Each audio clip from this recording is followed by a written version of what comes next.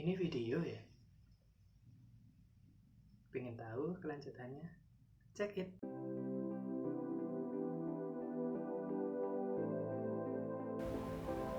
Halo semua, perkenalkan nama saya Edvan Badana Sanjaya, NIM saya 164110100094. Untuk judul TA saya yaitu penerapan Simple Additive Weighting pada pemilihan agen crowdsourcing Jatim Berbagi PT Bank Pembangunan Daerah Jawa Timur terbuka.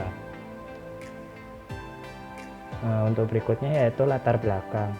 Pada latar belakang tahun lalu Juli 2019, PT Bank Pembangunan Daerah Jawa Timur terbuka menjadi mediator untuk proyek penyaluran bantuan sosial.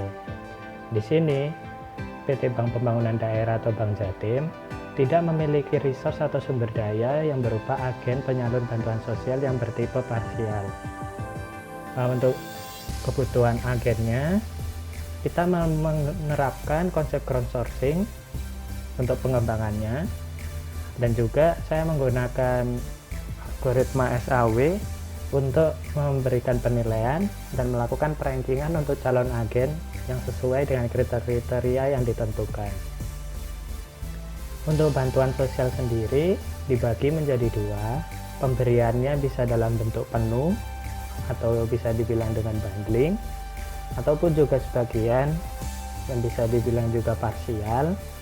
Untuk yang penuh atau bundling, di sini agen benar-benar ditunjuk secara langsung oleh dinas, ataupun di sini kita yang sebagian akan menerapkan konsep crowdsourcingnya untuk mencari agennya dari API Tokopedia, lalu diseleksi dengan menggunakan Simple Additive Weighting atau SAW.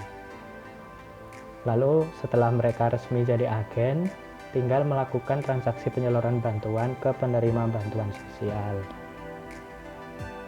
Untuk crowdsourcing dan algoritma SAW-nya, kenapa sih kok pakai ini? Ini dipilih karena merupakan model pemecahan masalah dan produksi pada organisasi, perusahaan maupun pemerintah yang didistribusikan secara online. Jadi ini benar-benar mengambil sumber daya dari luar yang tidak ada hubungannya dengan organisasi ataupun perusahaan yang ingin menggunakan jasa mereka, seperti itu. Untuk penggunaan SAW-nya, ini akan berimbas pada kemudahan untuk melakukan seleksi agen yang sesuai dengan kriteria dan bobot yang ditetapkan oleh perusahaan. Kita next ke rumusan masalah. Rumusan masalahnya yaitu bagaimana menerapkan algoritma SAW pada pemilihan agen crowdsourcing Jatim Berbagi PT Bank Pembangunan Daerah Jawa Timur terbuka. Untuk batasan masalah sendiri cukup banyak di sini. Intinya yaitu aplikasi ini berbasis web dan digunakan hanya oleh PT Bank Jatim. Di sini dibagi dua, yaitu kantor pusat dan kantor cabang untuk usernya. Lalu aplikasi ini dibuat hanya membahas dua jenis agen saja, yaitu agen penuh atau bundling dan juga sebagian atau bisa dibilang parsial. Untuk berikutnya yaitu fiturnya. Fiturnya di sini lebih pada intinya yaitu kita bisa ngelola data usernya dari kantor cabang, dari user dinas, user agen, bisa mengelola penerima bantuannya, data-datanya. Lalu juga kita bisa melakukan seleksi. Untuk seleksinya sendiri menggunakan algoritma yaitu SAW tadi. Untuk yang terakhirnya yaitu kita melakukan transaksi, dan nanti akan setiap agen akan melakukan request settlement, dan di akhir hari PT Bank Pembangunan Daerah Jawa Timur akan mencairkan dana tersebut ke rekening mereka masing-masing. Untuk tujuannya sendiri dari penelitian ini yaitu memudahkan pihak PT Bank Pembangunan Daerah Jawa Timur terbuka untuk menentukan unit usaha yang layak untuk ditunjuk sebagai agen resmi penyalur bantuan sosial, dan juga PT Bank Pembangunan Daerah Jawa Timur dapat dengan mudah melakukan proses monitoring transaksi penyaluran bantuan sosial tersebut. Untuk manfaatnya sendiri, ini untuk ke eksternalnya memberikan akses agen, jadi memberikan kesempatan untuk agen untuk daftar jadi agen resmi, dan juga untuk PT Bank Pembangunan Daerah Jawa Timur mereka meminimalkan biaya untuk penyediaan agen resmi penyalur bantuan sosial. Ini untuk konsep crowdsourcingnya terdiri dari 4 tahapan, yaitu yang pertama, an organization that has a task it needs perform. Jadi PT Bank Pembangunan Daerah Jawa Timur itu memiliki sebuah pekerjaan yang membutuhkan bantuan untuk diselesaikan. Nah, ini kan seperti tadi yang saya jelaskan, yaitu kita butuh agen parsial sebagai agen penyaluran bantuan sosial tersebut kepada masyarakat atau kepada penerima bantuan. Di sini kita menerapkan crowdsourcing dan akan diolah datanya menggunakan SAW untuk penerimaan atau seleksi dari si agen-agen tersebut. Nah, untuk kriteria dan bobot, di sini dari Bank Jatim menetapkan 4 jenis kriteria, yaitu region dengan bobot 30%, usia usaha dengan bobot 20%, jam operasional dengan bobot 20%, omset dengan bobot 30%. Untuk kriteria dari region sendiri ada 2, yaitu ketidaksesuaian daerah agen akan berskala 0. Untuk yang sesuai akan diberikan skor atau skala 5. Untuk kriteria usia usaha, yang pertama baru akan memulai usaha. Ini bermitra tapi dia memang belum punya usaha, jadi berskala 0.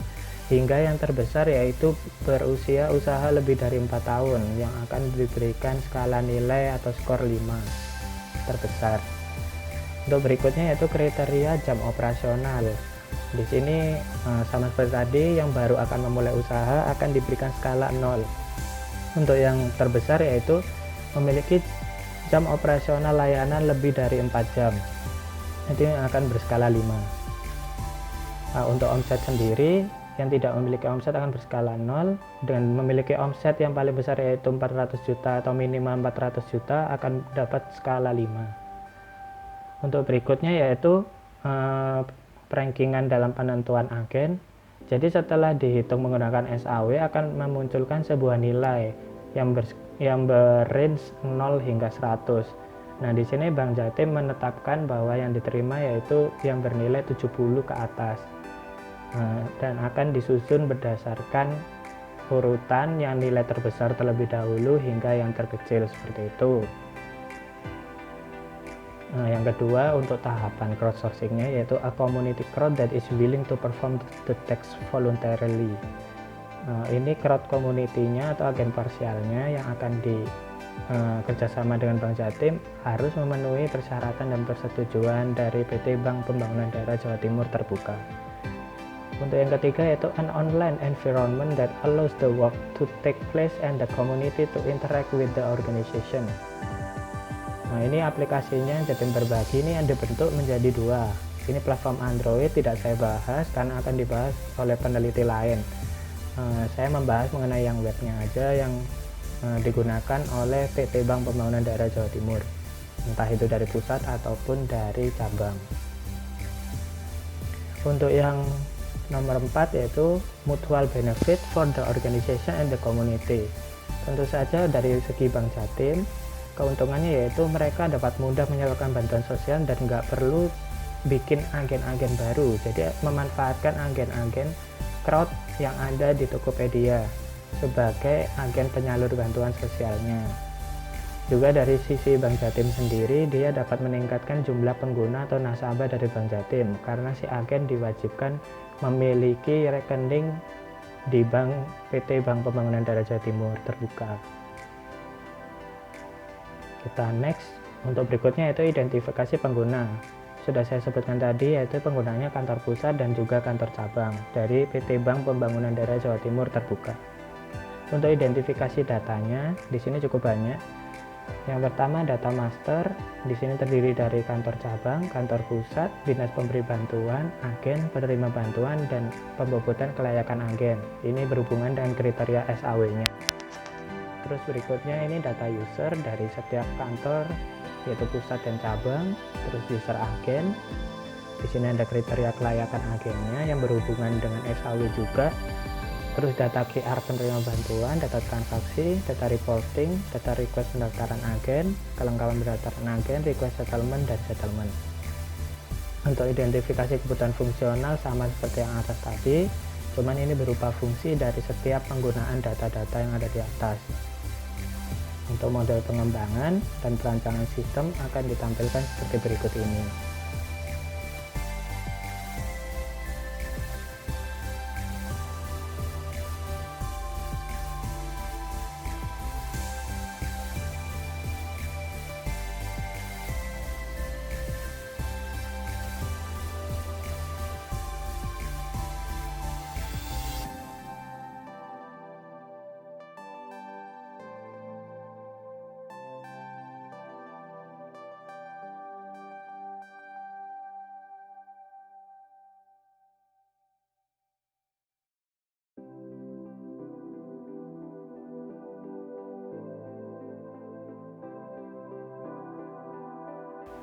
dan juga untuk demo aplikasinya akan ditampilkan berikut ini.